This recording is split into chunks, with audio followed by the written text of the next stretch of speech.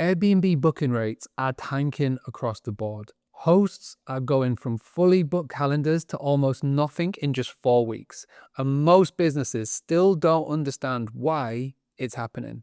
My name is Mark Simpson, and we have helped over 2,000 hosts generate over $1 billion in bookings in revenue. But we stopped relying on Airbnb years ago because we all collectively saw where this platform was heading. So in this video, I'm going to show you exactly why you should stop relying on Airbnb in 2026 and the different strategies smart hosts are already using to make far more money with their short-term rentals. Most hosts think the biggest mistake is a nightmare guest, a slow season, or a new listing popping up down the road. But the thing that really messes people up is sneakier than that. If Airbnb is your main source of bookings, you really don't control what it costs to sell your nights. You can do everything right and still end up earning less, purely because the people at Airbnb offices have decided to change the rules overnight. Me and my 2,000 Boostly clients have seen this happen in real time over the years. Some people were used to paying around 3% in fees,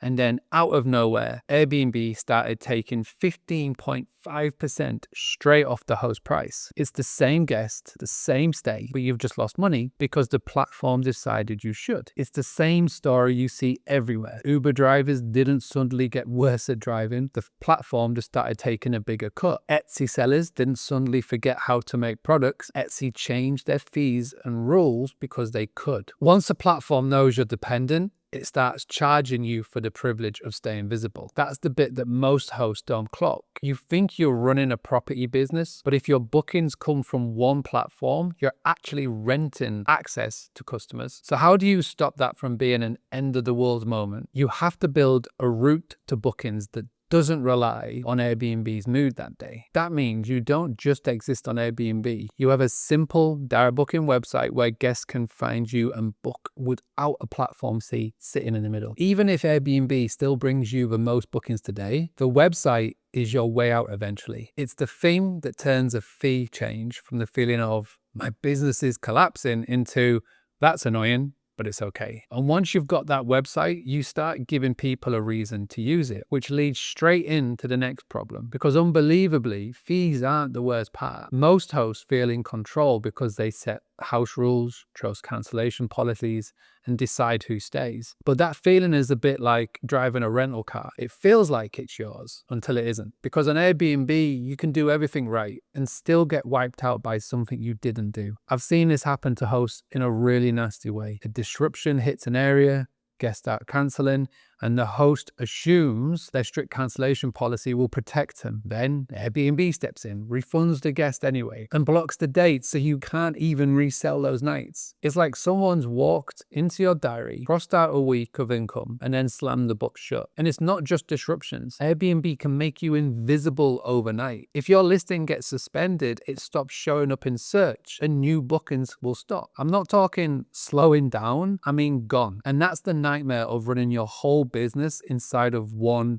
ecosystem. So how can we defend ourselves from this? We have to build demand that Airbnb cannot take away. That's where organic marketing and brand presence becomes your safety net. You want people finding you through Google, through social media, through recommendations, through your own content, pretty much anywhere that Airbnb isn't. Because if Airbnb ever throttles your visibility, you don't want to be sitting there refreshing the app like it's your life support. You want other taps running. So the move here is simple. Keep Airbnb as a channel, but stop treating it like the entire business. Start posting on social media consistently. Build pages that rank your location on Google and build a presence that means guests can find you even if Airbnb doesn't push you. And when people do find you, you need one more thing, because traffic alone isn't enough if you're still starting from scratch every booking. Which brings us to the third problem that quietly kills most businesses.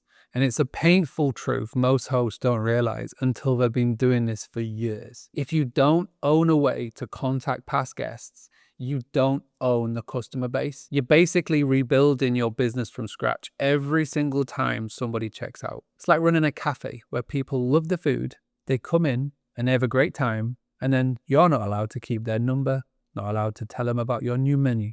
and you're not allowed to invite them back in any way. So you end up paying a platform to introduce you to the same type of customer again and again and again and again. And that's what Airbnb dependence does. The relationship belongs to Airbnb and not you. And the cost of that is bigger than people think, because repeat guests are the easiest money in this industry because they already know you, they already trust you and what the place is like. And they're the sort of people who would happily come back every single year, but only if you actually reach out to them. Luckily, this solution is not complicated, but it's pretty non-negotiable with how Airbnb is declining. You gotta start collecting emails after the stay. You have to use them like an actual asset. You build a simple post-stay system that includes guest checkout, you thank them, you invite them to stay again, and you do it with something that's genuinely useful. Could be a local guide, access to peak dates, a returning guest perk, anything that feels like value rather than the same spam they've got sat in their inbox. Then you send a newsletter or an update that feels human. Just a quick update,